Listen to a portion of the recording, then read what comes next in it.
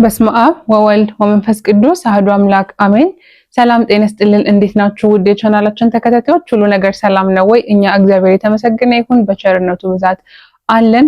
ዛሬ እንግዲህ ሁላችንም ልንነጋገርበት የሚገባ እስከዛሬ እንደቀል እያየነው ምናልባት ጊዜው ደርሰው ሊሆን ይችላልና አባቶች በጥብቅ እየነገሩን ያለ ነገር አለ። ሰው ቪዲዮዎችን እንመለከታለን። ከዛም ውጪ የምናወራቸው ነገሮች ይኖራሉ። ቪዲዮአችንን ሰብስክራይብ እንዲሁም ሼር ማድረግ እንዳትረሱ። ወደ ቪዲዮው ልውሰዳችሁ። መነኮሳት አሉ። እኔ ራሴ ያውቃለሁ። መስቀል ይዘዋል፣ ቆብ ይዘዋል። አባ ይባላሉ። እንደ አባ ጨጓሬ የውሸት አባ ማለት ነው። የውሸት አባ ጨጓሬም አባ ይባላል። ግን ሱዳን ሲያደርስ አላየነው። የውሸት ለማ ሳይማሩ ምን አንድ ሰው 10 ደቂቃ ሳይባል ጀነራል እንደማይባል ማለት ነው። አሁን ከአሜሪካና እሁድ መስራት ለምን ልማት ነው? መዓት ነው እንጂ መዓት ነው። በሽታ ባለ አሁን ይመጣል ገና መዓት በመቅደስ በደም ሰዓት ከሞተ 25 ሰው ነው ተብሎ በቃል ጠግልኝ ብሏል። ጠረግልኝ ማን መናፍቅ የሶሎማዊ ወንድ ለወንድ የሚል አይተርፍም። ያ መናፍቅ ቸርች ኢየሱስ የሚል አለ አይተርፍም። ስለዚህ ከእስክንድሪያ ከኢትዮጵያ ነው ከሞተ 25 የሚተርፈው ከመቶ ሰው 25 ሰው የሚተርፈው ሰው የተባለ አሁን ለጥፋት ስለተዘጋጀ ነው። ሰው በበሽታ እንደሚያልቅ በሚያልቅስና ይላል መጽሐፉ ራሱ በሚያለቅስና በሚተክዝ ፊት ላይ ምልክት አድርግ። ሌላው ግን የቤተ መቅደስ ጀምርና ጠረግልኝ ብሎ የተናገረው ሕዝቅኤል ይኸው ደረሰ። አሁን በእነ ኤርምያስ የተነገረ ጉድጓድ ዝናብ እምቢ ሲል ምን አለ ጉድጓድ እንቆፍር ማቆሪያን አድርግ ብለው ውሾች ተናግረው ነበረ። ምንም ሰማይ መስክሪ መሬትም አድምጪ እኔ ያለሁ ሕያው ምንጭ ውሃ ሊይዝ የማይችል ጉድጓድ ለራሳቸው ይቆፍራሉ አለ። ቆፈሩ፣ ምንም አልተጠቀሙም። እንግዲህ ቪዲዮውን እንደተመለከታችሁት ነው። በጣም የሚያስደነግጥ የሚያስፈራ ከተኛንበት የሚያነቃ ቪዲዮ ነው። ባይ ዘ ዌይ ቪዲዮ የተሰራው ማንንም ለማስደንገጥ ለማስፈራራትም አይደለም። ለማስደንገጥና ለማስፈራራትም እኛ ማንንም ነን ምንም ነን። ነገር ግን ያው ሁላችንም ብቻ መንቃት ያለብንና ተያይዘን እንደዚህ አይነት ክፉ ጊዜዎችን ማለፍ አለብን ብለን ስለምናስብ ብቻ የተረዳነውንና የተገነዘብነውን ነገር ለእናንተ ለማሳወቅ ያህል ነው እንጂ ይሄ ማንንም ለማስፈራራት ተብሎ የተሰራ ቪዲዮ አይደለም። እንዳያችሁት ነው። በእርግጥ ማንም ለማንም ክፉ ነገር አይመኝም። ነገር ግን ሁላችንም አሁን ባለንበት ሰዓት በተለይ ወጣቶች ዘመናዊነት በጣም ያጠቃን፣ ነፍሳችንን ጭራሹን ትተናት ለስጋ እየኖርን ለስጋ እያደርን ያለንበት ሰዓት ነውና ከአዲስ አበባ ውጪ ባሉ ቦታዎች ብዙ ሰው እየሞተ እያለቀ ያለበት ሰዓት ነውና እኛ እዚህ ደግሞ ለብዙ ነገሮች አመቺ ሆነው እየኖርን ያለ ነውና ይሄ ደግሞ ልክ አይደለም። ማናችንም ብንሆን የሥላሴ ፍጡር እኩል ነንና የሆነ አካል ተጎድቶ የሆነ አካል ደግሞ ደህንነቱ ተጠብቆ ሊኖር አይገባም። ሁሉንም እኩል ሊያደርግ ባላንስ ሊያደርግ የሚገባ ነገር መኖር አለበት ብዬ አምናለሁ። መከራ ባይሆን ጥሩ ነው፣ መቅሰፍት ባይሆን ጥሩ ነው። ነገር ግን ያው ዞር ብላችሁ ራሳችሁንም የምትኖሩበትንም አካባቢ መመርመር ትችላላችሁ። ኃጢአታችን ወይም የኃጢአት ጽዋችን ሞልቶ የፈሰሰበት ጊዜ ነው ያለው። ትልቅ የለም፣ ህፃን የለም፣ ወጣት የለም። ሁላችንም በኃጢአት አንድ የሆንበት ሰዓት ነውና እንግዲህ ምንም ነገር ጽዋ ይኖረዋል፣ ልኬት ይኖረዋል።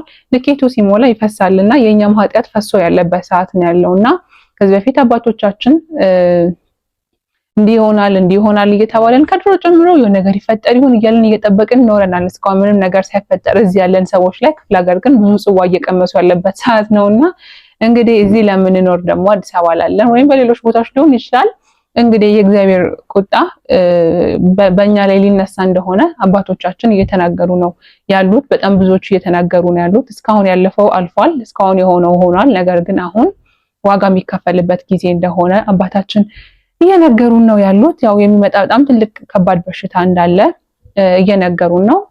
ምናልባት ከመቶ ሰው 25 ሰው ብቻ የሚተርፍ ነው። ከሌሎች አባቶችም ከዚህ ቪዲዮ ውጪ በሰሞኑ የሰማኋቸው ነገሮች ነበሩ። ያው ውሸት ነው ብዬ ልቀበላቸው አልችልም። እውነት ነው ብዬ ነው ማምናቸው። እነዚህ ነገሮች ከመቶ 25 ሰው ቢተርፍ እነዚያም 25 ሰዎች በጣም የተመረጡ ንስሐ የገቡ ስጋው ደሙን የተቀበሉ እችን ቀን የሚጠባበቁ በጸሎት የሚተጉና ኃጢአታቸውን በሙሉ እርግፍ አድርገው ትተው በአዲስ ህይወት ያሉ ሰዎች እነሱ እችን ጊዜ ይሻገሯታል ይባላልና ምናያቸው ነገሮች በሙሉ አሁን ላይ ደግሞ ይሄንን የሚያረጋግጡልን ናቸው። ጭራሽ ሊገባን አልቻለም። እኔ እንግዲህ ወጣት ነኝ ሞር ወጣቶችን ወክዬ ነው ልናገር የምችለው። አንዳንዴ የምናያቸው ነገሮች በጣም ያስደነግጣሉ።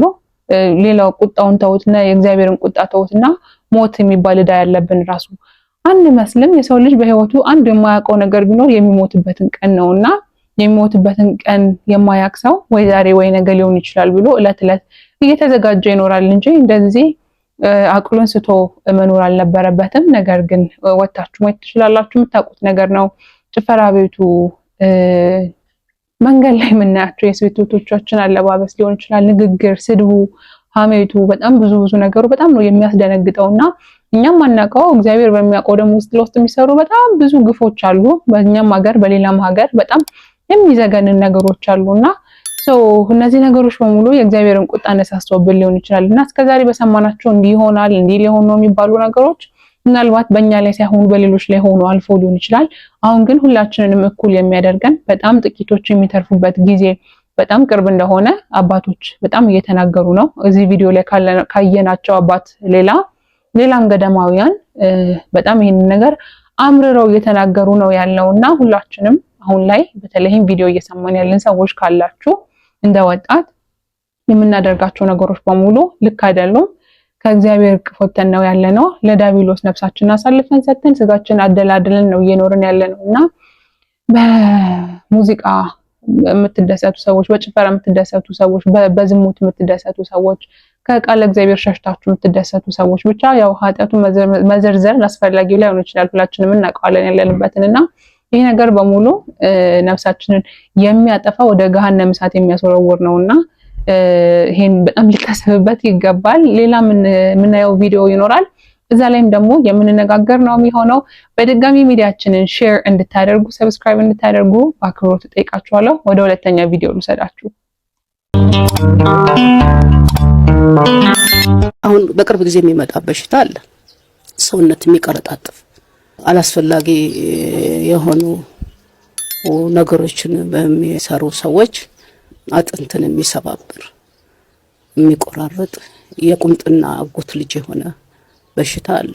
አላስፈላጊ ሰዎችን የሚያስወግዱ አሉ። ያለ ተፈጥሮ ግንኙነት የሚያደርጉትን ለምን ያመሻል? ለምን ጫት ይቅማል?